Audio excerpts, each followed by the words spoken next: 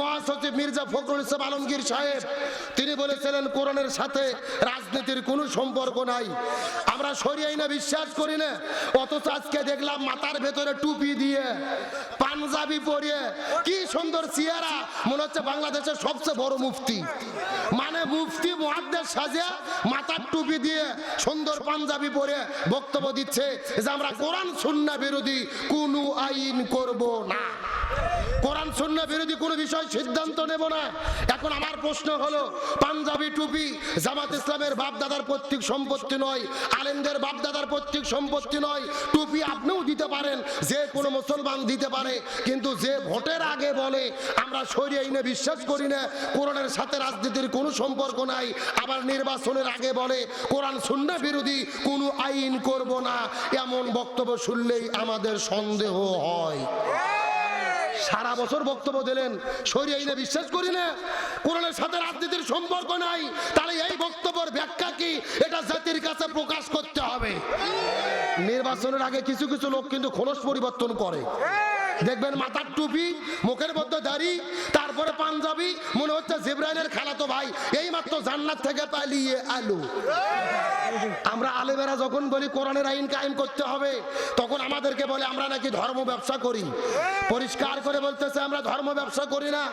নির্বাচনের আগে যারা খোলস পরিবর্তন করে, আগে বলে শরিয়া আইনে বিশ্বাস করি না, ভোটের আগে বলে কোরআন সুন্নাহ বিরোধী আইন করব না, মাথার মধ্যে টুপি পরে, তারপরে পাঞ্জাবি পরে পীরের দরবারে যায়, হাটহাজারিতে যায়, সারসিনেতে যায়, নির্বাচন পার হয়ে গেলে টুপিও ছাড়ে, পাঞ্জাবিও ছাড়ে, ভালো ভালো বক্তব্য দেওয়া ছেড়ে দেয়। এরাই হলো সবচাইতে বড় ধর্ম ব্যবসায়ী। আমরা ধর্ম ব্যবসা করি, আমরা ভোটের আগেও টুপি পরি, ভোটের আগেও টুপি পরি, ভোটের আগেও কোরআনের আইন চাই, সারা বছর কোরআনের আইন চাই। আর যারা নির্বাচনের আগে মাথায় টুপি দেয়, হাতের তসবিহ নিয়ে পট্টি পরে, মনে করবেন এরাই খাঁটি ধর্ম ব্যবসায়ী। আচ্ছা বলেন তো শরিয়া আইন মানে কিসের আইন? আল্লাহর আইন। আরো জোরে বলেন। শরিয়া আইন মানে হলো কোরআনের আইন, শরিয়া আইন মানে হলো হাদিসের আইন, শরিয়া আইন মানে হলো আল্লাহ রাসূলের আইন। সুতরাং যারা বলে আমরা শরিয়া আইন বিশ্বাস করি না, এরা কখনো মুসলমানের বাচ্চা হতে পারে না। কারণ আল্লাহর কোরআন বলেছেন ওয়াল্লাম ইয়াকুম বিমা আনজালাল্লাহু ফাউলাইকা হুমুল কাফিরুন ফাউলাইকা হুমুজ জালিমুন ফাউলাইকা হুমুল ফাসিকুন। আল্লাহ সূরা মায়দার ভিতরে বলে কোরআনের নীতি যারা বিশ্বাস করে না এরা কাফের, এরা জালেম, এরা ফাসিক। চিৎকার করে বলেন ফতুয়া কার? আবার বলে কোরআনের সাথে রাজনীতির কোনো সম্পর্ক নাই। আমি মনে করি যারা বলে কোরআনের সাথে রাজনীতির কোনো সম্পর্ক নাই, আমি মনে করি এদের সাথে কোরআনের কোনো সম্পর্ক নাই। হাসিনা কিন্তু ভোটের আগে বক্তব্য দিত, নির্বাচন আলী হাসিনা মাথায় পট্টি দিয়ে বক্তব্য দিত আমরা কোরআন সুন্নাহ বিরোধী কোনো আইন করব না, মদিনার সনদে বাংলাদেশ চলবে। হাসিনা কি মদিনার সনদে দেশ চালাইছে না দিল্লির সনদে? ভোটের আগে বলছে মদিনার সনদ, দেশ চলতে দিল্লির সনদ দিয়ে। ওইগুলো বক্তব্য কথা মনে হলেই তো আমাদের বর্তমানও মনে ভয় লাগে, সংশয় লাগে। কেন যেই নেতা সারা বছর বলে শরিয়া আইন বিশ্বাস করি না, ভোটের আগে বলতেছে কোরআন সুন্নাহ বিরোধী আইন করা হবে না, তার মানেই মনে হচ্ছে ভেজাল হওয়ার সম্ভাবনা আছে। আপনার কাছে কেউ তো জিজ্ঞেস করেন, আপনি বলতে গেলেন কেন? ভোট এসেছে, এখন আলেমদের ভোট লাগবে, দাড়ি টুপি আলাদের ভোট নিয়ে ক্ষমতায় যাবা, সারা বছর কোরআনের বিরোধিতা করবা, জনগণ তোমাদের প্রত্যাখ্যান করতে প্রস্তুত থাকবে। সুতরাং এই ধর্ম ব্যবসায়ীদের ব্যাপারে সতর্ক থাকার দরকার আছে না নাই? আছেন, শীতের দিন বেশি কথা বলবো না।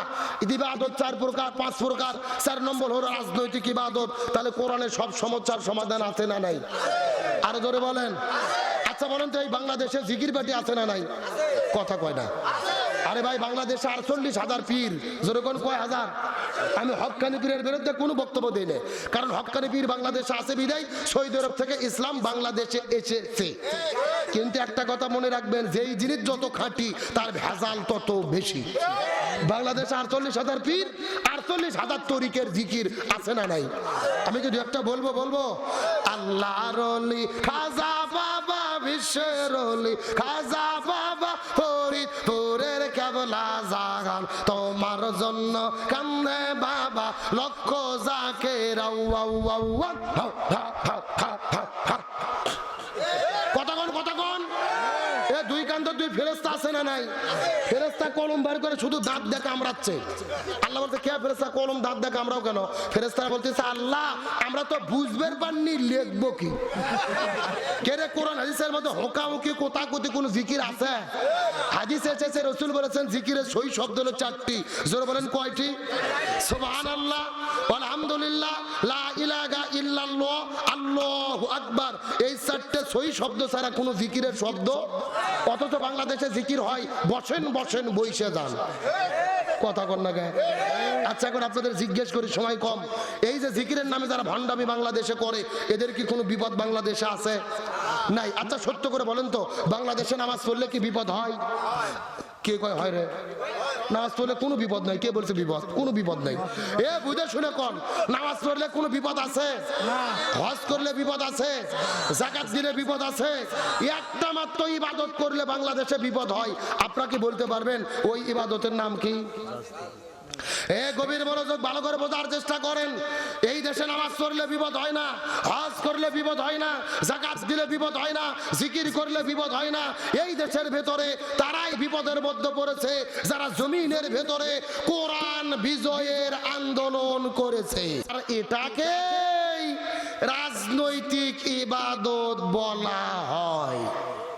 ভালো করে বোঝেন। আপনাদেরকে একটা তথ্য দিই, আমাদের নবীজি রমজান মাসে 16 দিন রোজা রেখেছে। জোরে বলেন কয় দিন? আরো জোরে বলেন। 17 রমজান সকালবেলা নবীজি রোজা ভেঙে ফেললেন, খেজুর খাইলেন, পানি খাইলেন। সাহাবীদেরকে বলেন তোমরাও রোজা ভেঙে ফেলো। তখন সাহাবীরা বলতেছে ইয়া রাসূলুল্লাহ সাল্লাল্লাহু আলাইহি ওয়াসাল্লাম, এটা আপনি কেমন কথা বললেন? আপনি না 3 দিন আগে ওয়াজ করলেন একটা রোজার এত দাম, ইচ্ছা করে যদি কেউ একটা রোজা ছেড়ে দেয় লাগাতার 60টা রোজা রাখতে হবে, আবার যদি একটা রোজা ছেড়ে দেয় আবার লাগাতার 60টা রোজা রাখতে হবে। আপনি কেন রোজা ছাড়তে বললেন? রাসূল বলতেছে বেশি বোঝার চেষ্টা করো না। ওয়ামা আতাকুমুর রাসূলু ফাখুযুহু ওয়ামা নাহাকুম আনহু ফান্তাহু। আমি নবী যা বলি তা তোমরা করো, যা করতে নিষেধ করি তা থেকে দূরে থাকো। আবু জেহেল মদিনা আক্রমণ করেছে, আর বসে থাকা যাবে না। এখন রোজা ভেঙে শরীরে শক্তি অর্জন করে আবু জেহেলের মোকাবেলা করতে হবে। তার মানে বোঝা গেল রোজা রাখা ইবাদত, তবে রোজার চাইতেও দামি ইবাদত হলো এই জমিনের ভেতরে কোরআন। আমার তো মনে বলে হাজির কাছ থেকে বাংলাদেশের নেতাদের শিক্ষা নেওয়া দরকার। আজকে বাংলাদেশের নির্বাচনের সময় ঘোষণা হয়ে গেছে। আজকে ডজনে ডজনে নেতা, অধিকাংশ নেতারা বিক্রি হয়ে যাচ্ছে গরু ছাগলের মতো। কতক্ষণ না কে হাটে যেভাবে গরু ছাগল বিক্রি হয় একই রকম ভাবে নেতারা বিক্রি হচ্ছে। গণ অধিকার পরিষদের সেক্রেটারি সাধারণ সম্পাদক রাশেদুল ইসলাম গতকালকে নিজের দল বাদ দিয়ে তিনি জাতীয়তাবাদী দলে তিনি যোগ দিলেন। 17 বছর ধরে দল করলো, সেই দলের আদর্শবাদ, এজেন্ডাবাদ, উদ্দেশ্যবাদ, 2-1টা এমপি হওয়ার জন্য নিজেদের দলকে বিলুপ্ত করে বড় বড় দলে যারা যোগ দিচ্ছে, আমার তো মনে বলে এই সমস্ত নেতাদেরকে হাজির কাছ থেকে শিক্ষা নেওয়া দরকার। আপনি একটা এমপি হয়ে কি করবেন? একটা মন্ত্রী হয়ে কি করবেন?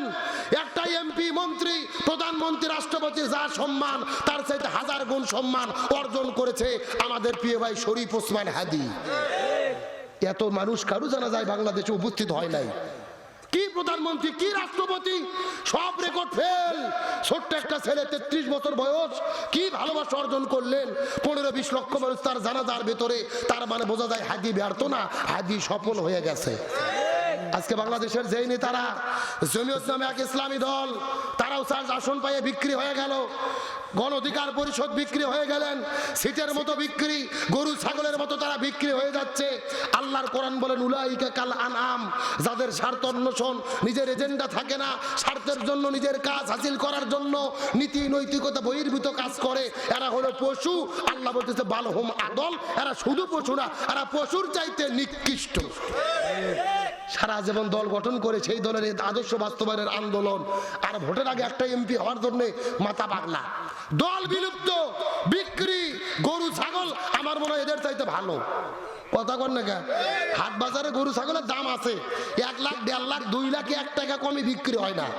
আর বাংলাদেশের কিছু কিছু নেতা ভোটের আগে বিক্রি হয়ে যায়, আর ভোটাররাও 5 টাকার চা খাইয়ে বিক্রি হয়ে যায়। সত্য না মিথ্যা? শুধু নেতাদের দোষ দেন আপনাই, আমরা ভোটাররাও তো 5 টাকার চা খাইয়া আমাদের আমানত নষ্ট করে ফেলি। এরকম লোক আছে না নাই? সুতরাং এই বড় বড় নেতাদেরকে বলি, নীতি নৈতিকতা আদর্শবাদ দেন। আপনারা যেই কাজ উঠেছেন, আপনারা হাদির কাছ থেকে শিক্ষা নেন, নিজের দলের প্রতি অধিষ্ঠিত থাকেন, দেশের জন্য কাজ করেন, ভারতের আধিপত্যের বিরুদ্ধে কাজ করেন। এমপি মন্ত্রী হওয়ার দরকার নাই, এই জাতি আপনাদেরকে ভালোবাসা দেবে। আর গাদ্দার মুনাফিক হয়ে জীবন চালাবেন, হাসানুল হক ইনু, রাশেদ খান মেননের মতোই কিন্তু চোরের মতো পালাতে হবে। কথা কর না কে? ববু আইবা তুমি আইবা গো, এইবার আইসা বুবু ক্ষমতা পাইবা না। এ যারা ঠিক বলবে না মনে করবেন ভেজাল আছে। যারা বলেন ঠিক, ববু আইবা তুমি আইবা গো, এইবার আইসা বুবু ক্ষমতা পাইবা না। খোঁজনে বুবু কাদের কাকার অবস্থা খারাপ, দরবেশ বাবার হারুন আঙ্কেল এখন সামনে আসে না। নেতা কর্মী সব জেলের ভেতর, বুবু আছে ডরের উপর, কখন জানি আসে গ্রেফতারি পরোয়ানা। বুবু আইবা তুমি আইবা গো, এইবার আইসা বুবু সিয়ার পাইবা না। কথা বলেন ঠিক কিনা? আলোচনা কি চলবে? কারা কারা চলবে? দুটি হাত আল্লাহকে তুলে দেখাই। লিল্লাহে তাকবীর। আল কোরআনের আলো, আল হাদিসের আলো, লিল্লাহে তাকবীর। আমার ভাইরা, আপনাদের কি কষ্ট হচ্ছে? রাগ করতেছেন? আর মিনিট 10 কি চলবে? কথা বলেন চলবে? হাজি ভাইয়ের কথা বলা থেকে মন খারাপ করেছেন? আরে ভাই, হাজি ছিল পুরোটাই কলিজা। সোশ্যাল মিডিয়াতে যার বক্তব্য শুনে শরীরের লোম দাঁড়িয়ে গেছে। আর এই যে হাজি একটা কবিতা পড়েছিল, বড় বীর বড় অন্যতম মশির, এই কবিতা শুনে কাঁদেনি আর শরীরের লোম দাঁড়ায় নাই এমন লোক এই দেশে খুঁজে পাওয়া যাবে না। কি তার ইমানের স্পিড! ভারতের বিরুদ্ধে, জালেমের জুলুমের বিরুদ্ধে, সাদাবাদদের বিরুদ্ধে পুরোটা কলিজা ভরা সাহস নিয়ে কথা বলতো। আল্লাহ হাজির কবরটাকে জান্নাতের টুকরো বানিয়ে দিক, বললেন আমিন। আল্লাহ তাকে শহীদ হিসেবে কবুল করুক, বললেন আমিন। হাজি ভাই বিদায় নিয়েছে, 1 সপ্তাহ গেল, এখনো রাতের বেলা হাজারো মানুষ শীতের দিনে তার কবরের কাছে গিয়ে কান্না করে করে দোয়া করতেছে। মহিলারা, শিশুরা, বৃদ্ধ বনিতারা এই শীতের দিনে রাতের বেলা হাজির কবরের কাছে গিয়ে কান্না করে। তার মানে বোঝা যায় হাজিকে তারা মারে ফেলতে পারেনি। হাজির আদর্শ কিয়ামত পর্যন্ত এই জমিনে বাস্তবায়ন থাকবে ইনশাআল্লাহ। তাহলে চিৎকার করে বলেন, সাহাবী হানজালার কি গোসল বাকি? আরো জোরে বলেন। আলোচনাটা অবশ্যই করব, তবে এখন যদি অনুমতি দেন আমি মহিলাদের জন্য 2 মিনিট কিছু বলবো। বলার দরকার আছে না নাই? আমার বন্ধুগণ, মুসলমান ভাইরা, গভীর মনোযোগ। আমাকে কমিটির লোকজন বলেছে, হুজুর ছেলে মানুষের চাইতে মহিলাদের উপস্থিতি কিন্তু বেশি। 2টা মিনিট কথা বলবো, ভালো করে বোঝার চেষ্টা করেন। আমাদের নবীজি রমজান মিরাজের রজনীতে সর্বপ্রথম চলে গেলেন জান্নাতের ভেতরে। ওই জান্নাতটা পরিভ্রমণ করার পরে আস্তে করে যখন জান্নামের মধ্যে চলে গেলেন, ওই জান্নামে যাওয়ার পরে লক্ষ্য করে দেখে হাজার হাজার মহিলাদেরকে আগুন দিয়ে দাউ দাউ করে জ্বালানো হচ্ছে। এই দৃশ্যটা দেখার পরে নবী লক্ষ্য করে দেখে ওই মহিলাদের মাথার উপরে কিছু কাকগুলো বসে থেকে তাদের মাথার মগজগুলো ঠুকুরে ঠুকুরে খাচ্ছে। এই দৃশ্য দেখার পর নবীজির মনটা বড় খারাপ হয়ে গেলেন। জিবরাইলকে জিজ্ঞাসা করে বলেন, হে ভাই জিবরাইল, এই সমস্ত মহিলাগুলো কারা তুমি বলো তো দেখি। এমন সময় জিবরাইল ডাক দিয়ে বলে, ইয়া রাসূলুল্লাহ, মনের মধ্যে কষ্ট নেবেন না। এই মাত্র আল্লাহর পক্ষ থেকে জিবরাইল এসে বলে গেলেন, ইয়া রাসূলুল্লাহ, আপনার উম্মতের ভেতরে অধিকাংশ মহিলা জাহান্নামের মধ্যে যাবে। নবী ডাক দিয়ে বলেন, হে ভাই জিবরাইল, অধিকাংশ মহিলা কেন জাহান্নামের মধ্যে যাবে? এর পেছনে কারণটা কি বলো তো দেখি। এমন সময় জিবরাইল ডাক দিয়ে বলে, ইয়া রাসূলুল্লাহ, অধিকাংশ মহিলা জাহান্নামের মধ্যে যাবে, এর পেছনে অনেকগুলো কারণ রয়েছে। তার ভেতরে প্রধানত কারণ হলো 2টা। জোরে বলেন কয়টা?